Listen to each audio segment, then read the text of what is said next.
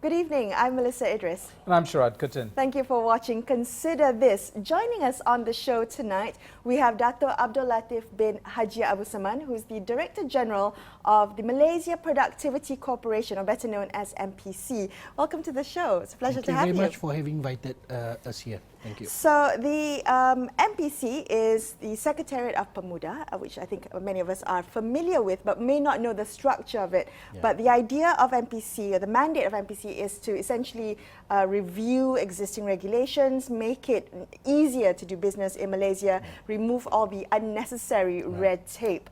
I'd like you to tell us a little bit more about where MPC sits within the structure, so we have a kind of framework in our minds as to what the role, where MPC comes in terms of making it easier to do business in Malaysia. MPC is a statutory body under the Ministry of International Trade and Industry. All right, so Pemuda is a special task force to facilitate business in Malaysia. It is a task force where the members, comes from the private and also the public sector. It's a balanced kind of membership, and a role of Pemuda is to address issues with regards to delivery system of the government to facilitate business in Malaysia. All right, so we are the secretariat, and if you look at the work that Pemuda does, especially with the most recent report launched by World Bank, Ease of Doing Business, we are now ranked number 12. That's right. We had improved by 3 positions. So those are areas under Ease of Doing Business. There are 10 areas, and we've got what we call the technical working groups. These are all technical working groups reporting to the main Pemuda secretariat. Right. We monitor performance each of that technical working group. Well, Latif, I've got to ask you, the fact that it's parked under MITI, does it suggest that the work is essentially about creating an environment for foreign investors? That basically this is looking out into the world saying, come to Malaysia, ease of business, and low red tape and so on and so forth. So please come and invest here, as opposed to being parked under something like a Ministry of Entrepreneurship or ministries that deal with the domestic situation. Yeah. How do we understand it? Well, anything that we create, it is with a purpose. Right? The word itself, Ministry of International Trade and Industry. You're talking about training, you're talking about industrial development. But of course, MITI does not work alone. When you talk about one government, you will have to work with the entrepreneurs, you have to look at even, because when you talk about industrial development, you have to also impact on environment, you have to work with the Ministry of Environment and all that. But of course, Pemuda is being put under MITI because we are talking about business related. Right. Business related will have got to do with a flow of investment, license to do business. You are talking about really facilitating entrepreneurs to expand their business and all that. So I think doesn't matter whether it comes under MITI, comes under MPC, but then again when you talk about expediting the necessary services, it has to be whole of government approach. It has to be across all ministries, right? Yeah. You mentioned, Latif, a bit earlier, the World Bank Ease of Doing Business Report 2020. And yes, you're absolutely right. Malaysia has done well. So 12th position out of 190 countries. And it's much better than last year. We were at 15th spot and the previous year at 24th spot. So clearly, we're moving up the ranks. We're doing something right in this respect. Talk to us about the good practice, the good regulatory practice, GRP initiatives. I'm guessing this has something to do with the fact that we are increasingly getting better as a country that allows for business, more conducive for business to come in and invest. Right. When we talk about good regulatory practice, the essence of GRP is about consultation. We must do consultation. All right? When we develop any regulation or even to abolish any regulation, even to amend regulation, we must consult with all the affected stakeholders. Now, we talk about GRP, we must first understand what is the problem that we have at hand. All right? And then we have to look at what options do we have. Not doing anything is also one option. Oh. All right? Could be the best. All over time, things will just get improved. But as I've said, options will be based also on the impact. Each of that options that we were looking at in terms of benefit and also cost. But then again, I had mentioned about element of consultation. You must have sufficient consultation, and it is based on issues that we have at hand. And what is most important is to look at strategies for implementation. You can come up with good regulation, but then if you are short of good implementation strategy, then good regulation would just be just regulation, right? It needs to be implementable, it needs to be effective, it needs to be monitored. And some of the regulation, it doesn't come only under purview of just one particular authority or ministry. It has to be at times whole of government, or it will also involve more than one agencies or ministry. So, here we have an independent organization, World Bank, placed Malaysia very high in the rankings because we're being compared to 190 economies, right? But what about the perception? Is there a perception that Malaysia is improving as a place for doing business, and or is the idea that there's a lot of red tape still a kind of baggage that the Malaysian government economy carries? It's about branding, isn't it? Branding Malaysia as a marketable country for business. Now, we must remember, World Bank, overall, yes, Malaysia had improved by 12th position. And it is based on 10 areas of doing business. You're looking at the full cycle of doing business, from starting business until closing business. Of course, in between, you've got about, issues of registering property, enforcing contract, and all that. Now, generally, yes, we have done well, but there are areas that we need to improve. That's why the GRP is important.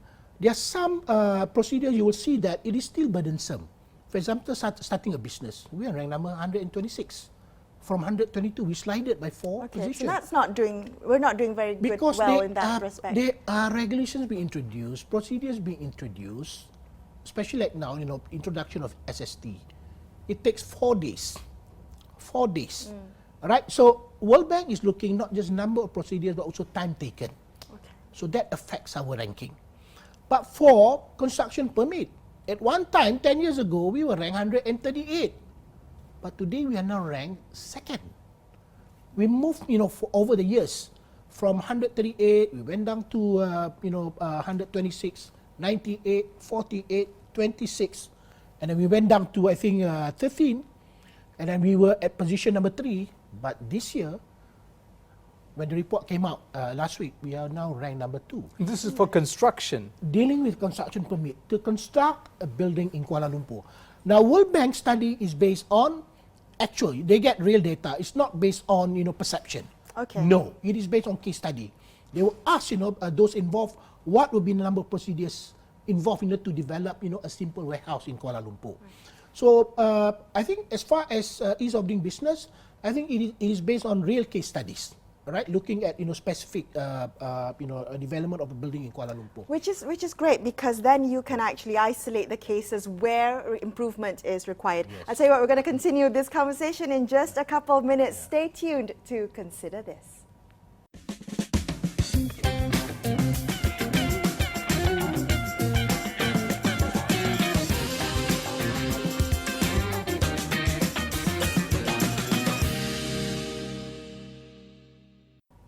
Welcome back to Consider This. Melisa, Idris and Sharaad Kutan here with you, and we are talking to Dato' Abdul Latif, who's the Director General of MPC, or the Malaysian Productivity Corporation, talking about how to make Malaysia a more business-friendly destination. So you were talking about the role of MPC in reforming existing regulation to make it business-friendly.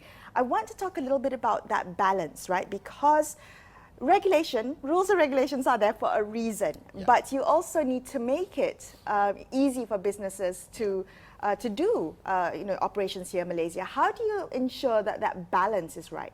Okay. I mentioned about the need to do consultation. When we say consultation, it's not just consultation between government and the private sector or the business community. Consultation also need to be done with the other ministries and agencies. All as I mentioned, not doing anything is also one option.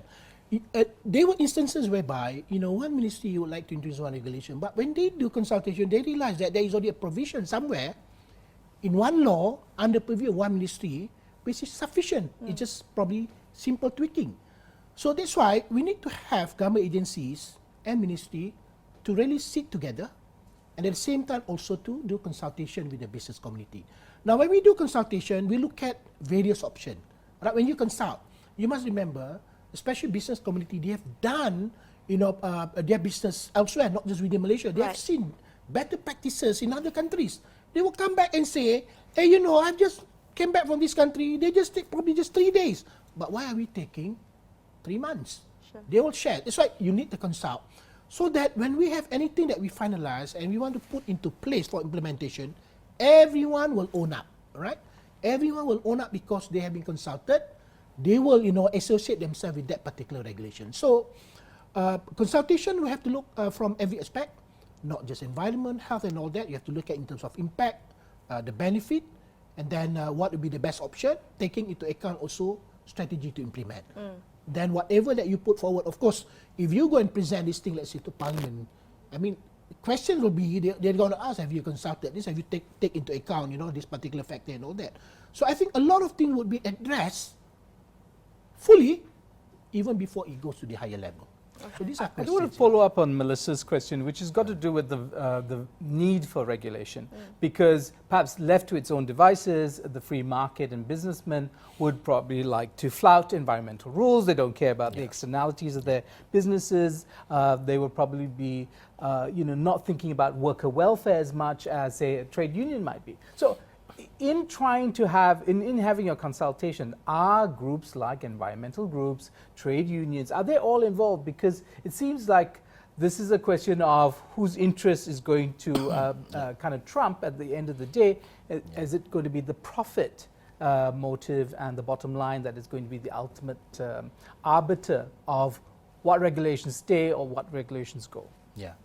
That is why in the previous years, when we develop any regulation, it is entirely up to one particular ministry to use whatever approach. But now we have got what we call the National Policy on Good Regulation. We have got clear guidelines. Even when we talk about consultation, we define what do we mean by sufficient consultation. When we say stakeholders, who are these stakeholders? We get it defined, And even to do the impact analysis, we have got guideline, all right, business cost calculator, which is used by many countries in OECD and all that. Now, the provisions are there. It is about applying.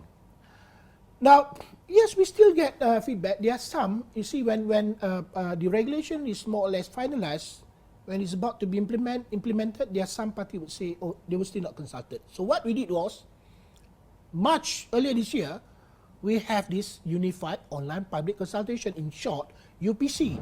Anyone can have access. They can give comments. They can even say that we have heard about the regulation going to implement, but we are not in the know. We will pick up because MPC, we are the Secretariat Pemuda. We also have a department which we call Smart Regulation Department. We will go and approach this regulator to say that, is it true that you have this regulation to be introduced? Now, we have came up even with what we call our annual regulatory report on modernization of regulation, which comes out once every 2 years. Now, there is one particular chapter dedicated on annual regulatory plan of ministries and agencies. You must tell in advance what regulation you are going to introduce, what regulation you are going to amend, what regulation you are reviewing to abolish.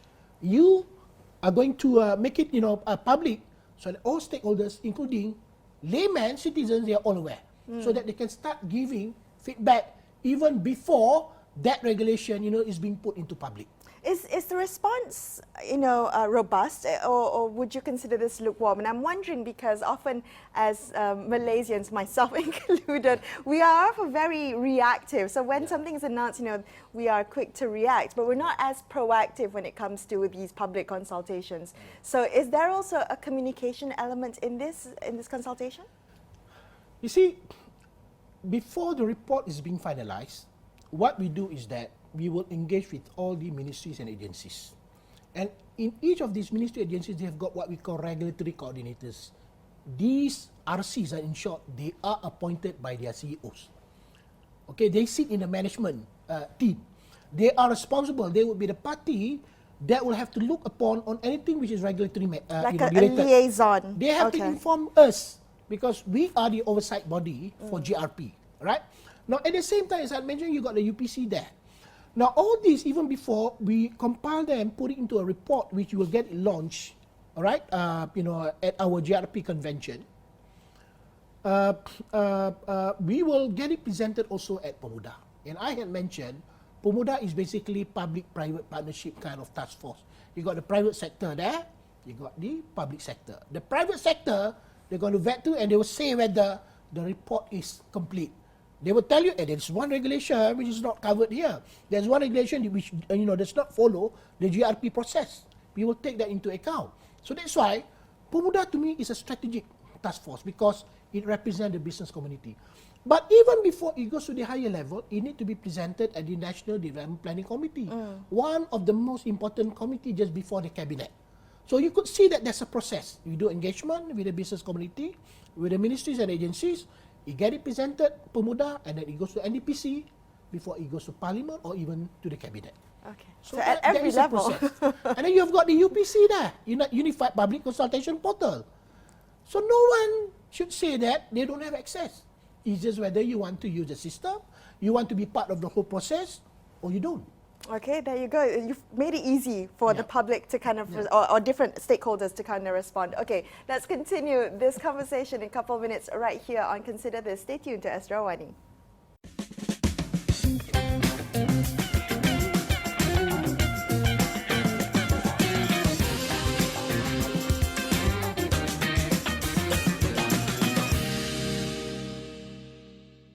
Welcome back to Consider This. Melisa and Sharaad here on the show talking to the Director General of MPC, the Malaysian Productivity Corporation, Dato' Abdul Latif. Sharaad, you had a question for Yeah, Latif? what we've discovered since the general elections of last year is that we're a really complex country. There are 3 major territories, Sabah, Sarawak and the Peninsula, and then we're a federation of states as well in the Peninsula. And each of them have very different relationships to the federal government. Now, this is a federal government viewpoint, looking out into the country, but how do you operate across the country where you have states that with different types of prerogatives when it comes to lawmaking and regulation, and also states that also have their own economic plans and are reaching out to foreign investors on their own? So how do you coordinate all that? Again, the word is consultation. If you consult, you've got good value proposition. Doesn't matter on which side you are. If people see value, they will come on board and support. So this is what we have done. Now, I mentioned about the construction permit. We have done well for Kuala Lumpur. And now we are going to every state. All right, we are engaging with the local authority because they are the front line of government. GRP we have also extended to the states and also the local authority. Because when people talk about doing business, it's not just within Kuala Lumpur. Yes, of course. Whole of Malaysia, we've got 13 states. Now, we have done, we have reviewed even business licenses covering Sabah and Sarawak. We came up even with manual that the public can use as reference. Because if not, you don't have, a document which provides a standard, reference. Is it not uniform? Is it not uniform across the states? Because we are a federation, all right, we have got what we call state governments. Sure. All right, local authorities, they don't report to the central government. They report to their, state government. But then again, as I've said, there are some issues, there's some process procedures which can be generic. You can uniform them. And this is what we do. We started with some states here in Peninsular Malaysia. As we go over to Sabah and Sarawak, we told them this is what we have done for these 2 states, and it proved to be successful. All right, and we recommended to be implemented, at these 2 states. They accepted, like the way that we review licenses for these 2 states. We came up with a manual. Some of the licenses we could cluster them. You just make one application, you get approval. A blanket approval, for 4 licenses one go, with less fee. So I think it's about engaging, but if you were to engage without a proper mechanism, so we want to make sure even at the state level, you have got an oversight body, you have got competency being developed. So this is what we are doing for every state. Will that increase bureaucracy though? No, but we want to be right the first time, rather than get it wrong and then have to unwind. Done fast but not properly done. That is where you heard about this flip-flop. Understood. Decision making. I want to move the conversation along, if that's okay, to modernizing regulations, because a lot of regulations have been done decades ago, right? So, in the need to kind of future-proof it or to get it future-ready, you'd have to look at existing regulations and then change it. And that's where technology will help you come in to kind of modernize regulation. Talk to us a little bit about how MPC is doing that. Okay. I mentioned about the national policy on GRP. Okay. That policy came into force since 1st January 2014. And that policy states very clearly, any regulation which is more than 5 years old, they will be subject to automatic review. More than 5 years old. 5 years old, automatic. Every 5 years, the regulations will change. No. It need to be reviewed. Reviewed, I If that particular regulation is still deemed necessary, yes, you can keep them. If it is not, then you need to be reviewed, either abolished or probably with some amendments. Because we have to look at regulations, we have to look at also in terms of the development going around, because things change, technology changes and all that. Now, even that policy on GRP, because it's only in the 5th year, we are now reviewing, because taking into account technological development. Before that, the policy did not mention anything on the unified online public consultation. We have that now, it needs to be incorporated. So everyone who uses that policy, they know that when they talk about consultation, there is an online unified portal. So we incorporated that. So it says that very clearly, regulation which are more than 5 years old. Of course, Malaysia, we gained independence 1957.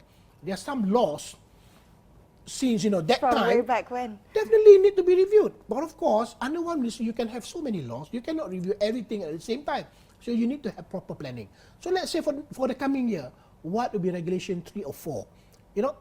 That is within your manageable number, but you need to plan the following year and all that. So regulations which are very critical, that need to be addressed fast due to seriousness of issue and all that, need to be given priority.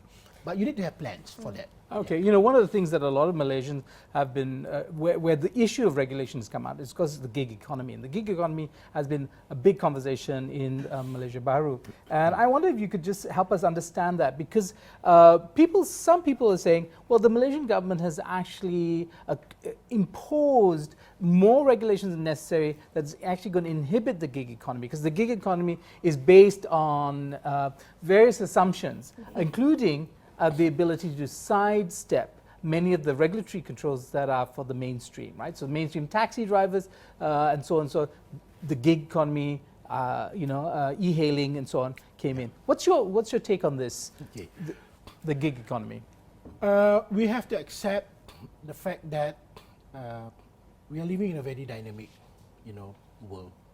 And technology is one factor that will disrupt our existing business model. Alright, that's why it's not just about e-hailing; it's about even, the traditional hotel operators. They are also affected because the of this online, Airbnb and all that. But then, you see, we have to look at also on the positive side, because Malaysian, there are some Malaysians, they would also like to generate additional income. Alright, we would like to address also issue of underutilized facility. Alright, I think we should allow. But it should be on a level playing field. Whether those who are coming on Airbnb, providing what we call short-term accommodation, and also with the traditional hotel. But at the same time, as I've said, level playing field, they need also to be responsible enough to ensure that whatever they provide is also according to laws and regulations that we have in place. We need them to pay taxes. Because these people over here, the traditional hotel operators, they're also paying taxes. But to get things done together, we have to bring, that's why we have Pemuda. Alright? What we did was, we engage with all of them, we look at issues, and then we come up with the best recommendation through consultation with all the involved parties, and then we get it endorsed at Pemuda level. Because Pemuda, you got the private sector representing interests of all the business community. So once we agree, and then once we get it rolled out, it has to be something that everyone will have to come on board and agree, because we have consulted, you have given your views, we have looked at options. I think it's something that we need to work together. Not just on issues that you have raised, but also in the long run, because you're talking about not just whole of government, it's about whole of society approach. Well, it's the changing nature of work, You're isn't right. it? You have to be prepared for that, and rules and regulations have to be future ready for that. Unfortunately, that's all the time we have. Thank you so much for speaking with us today. Most It's been welcome. a pleasure. Most welcome. I'm Melisa Idris with Sharaad Kutan signing off for Consider This. We will catch you next time. Thank you for watching and good night.